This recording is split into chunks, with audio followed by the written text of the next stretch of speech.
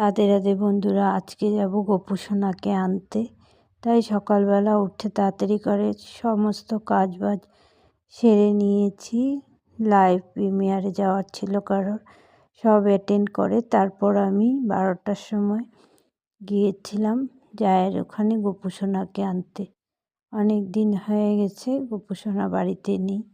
তো এখানে দেখে নিন আমার পুজো করা কমপ্লিট হয়ে গেছে। পরে তারপর ওইদিকে আমি বাসনগুলো মেজে ধুয়ে রেখে দিয়েছি। গপু সোনা নেই তাই একবারই পুজো দিই। গপু সোনা আসলে পরে 3 বেলা পুজো দিতে হবে। গপু সোনাকে 3 টাইম সেবা দিতে হয়। পুজো দিয়ে নিয়েছি, পুজো দিয়ে এখানে রান্না বসিয়ে দিয়েছিলাম। রান্নাতে করছি স্কোয়াশ, আলু, মটর দিয়ে সয়াবিন তরকারি, আর একটু চা বানিয়ে নিয়েছি, এখানে চা খাবো।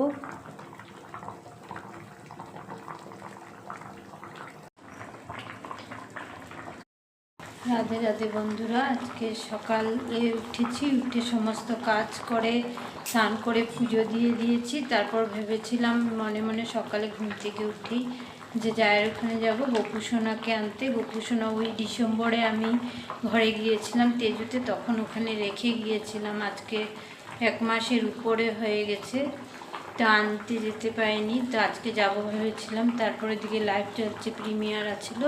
তো আমি ভেবেছি দুটো মোবাইল নিয়ে তো ঘুরতে আর ভালো লাগে না, সবে তো সবটা বুঝে না। তো কে কী ভাববে ওখানে গিয়ে যদি আমি প্রিমিয়ার অ্যাটেন্ড করি, লাইভটা অ্যাটেন্ড করি। তাই ভাবলাম প্রিমিয়ার আর লাইভটা অ্যাটেন্ড করে তারপর আমি যাব জায়ের এখানে। ততক্ষণে আমি রান্নাটা বসিয়ে দিই, তাহলে রান্নাটা হয়ে যাবে। রান্না করে গেলে একটু নিশ্চিন্ত মনে 10 মিনিট বেশি বসে গল্প করেও আসতে পারবো। তো এখানে ছেলেরা যেটা খাবে এটা আমি বানিয়ে নিয়েছি, আর আমার জন্য আরেকটা বানাবো সবজি, সেটা এসে বানাবো, কোনো অসুবিধা নেই। কারণ ছেলেদের খিদা পেলে ছেলেরা খেয়ে নিতে পারবে, ওদেরটা বানিয়ে নিচ্ছি। আর আমারটা একটু দেরি করে বানালেও কিছু হবে না, তাই এটা বানিয়ে নিই। যে এখানে চচ্চড়ি করব, কেটে রেখেছি ফুলকপির ডাঁটা, মিষ্টি কুমড়োর ডাঁটা সব কিছু, আর আলু বেগুনটা পরে এসে কেটে তারপরে বানাবো। আমার সমস্ত কাম হয়ে গেছে, কাপড় ধুয়ে দিয়েছিলাম, কাপড়গুলো শুকিয়ে গেছে, উঠিয়ে এনে ভাজ টাজ করে রেখে দিয়েছি। খালি পাপোশগুলো ধুয়েছিলাম, পাপোশগুলো শুকায়নি, এগুলো এসে উঠাবো। তো এখন যাচ্ছি জায়ের বাড়ি, দেখি আজকে তো মঙ্গলবার, গপুকে দেবে কি দেবে না, যদি দে নিয়ে আসবো। তাহলে চলুন আপনারাও আমার সাথে। জায়ের ওখানে গিয়ে অনেক সময় 2 জায়ে মিলে গল্প করলাম, তার জন্য আর এখানে কোনো ভিডিও করিনি। তো এখানে আমি গপুকে নিয়ে বাড়ির উদ্দেশ্যে রওনা দিয়ে দিয়েছি। গপু সোনাকে আমি কুলে করেই নিয়ে আসলাম হাতে করে। তো এখানে রাস্তাতে একটু শ্যুট করেছি, আর এখন বাড়ি পৌঁছে গেছি। গপুকে নিয়ে চলে আসলাম, বহুত দিন নায়র করেছে, প্রায় 1.5 মাস 2 মাস হবে।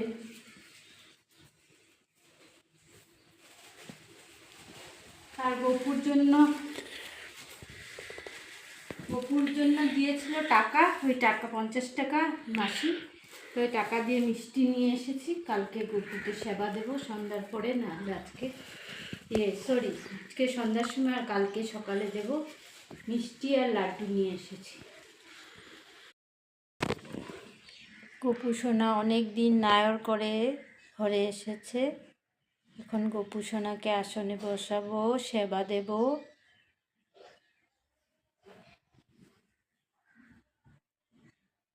এখন থেকে আবারও আপনারা গপু সোনার শর্ট ভিডিও দেখতে পারবেন কালকের থেকে। এতদিন দেখতে পাননি কারণ গপু ঘরে ছিল না। এখন গপুকে সেবা দিয়ে দিয়েছি, হাত পা মুছিয়ে দিয়ে ড্রেস চেঞ্জ করিয়ে দিয়ে গপুকে সেবা দিয়ে দিয়েছি।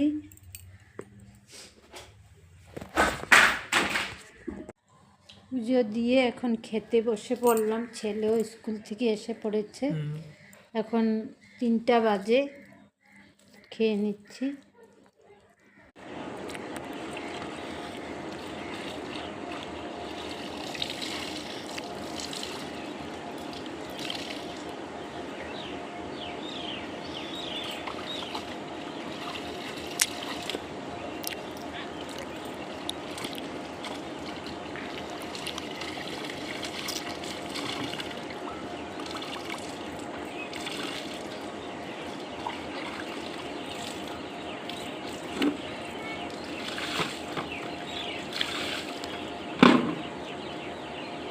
চলে এখন, কারণ সকালে আমার লাইভ আছে, যতটা কাজ আটিয়ে রাখতে পারি ততটাই ভালো।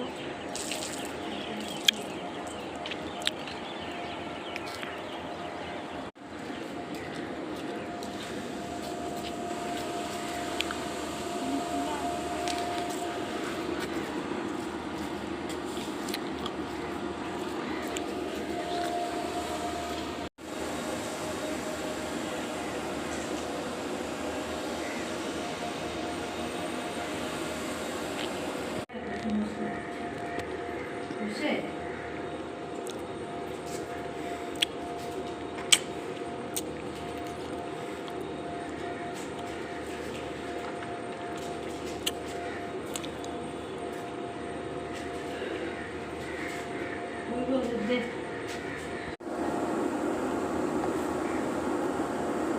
সবাই আছো, আমি সবাইকে দেখতে পাচ্ছি।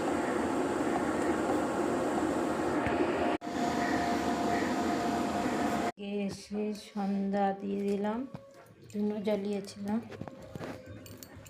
মানে তুলসীর তলা বাতি দিয়ে দিয়েছি। আমার যা গেছিল তেজুতে মেলাতে, তো মেলার থেকে আমার জন্য এই মঙ্গলসূত্রটা এনেছে। কেমন লেগেছে অবশ্য কমেন্ট করে বলবেন। তো আজকের ভিডিওটা এখানেই শেষ করছি। বাই, রাধে রাধে। আবার একটা নতুন ভিডিওর সঙ্গে আপনাদের সঙ্গে আবারও দেখা হবে। ততক্ষণ সবাই সুস্থ থাকুন, ভালো থাকুন, সাবধানে থাকুন। রাধে রাধে।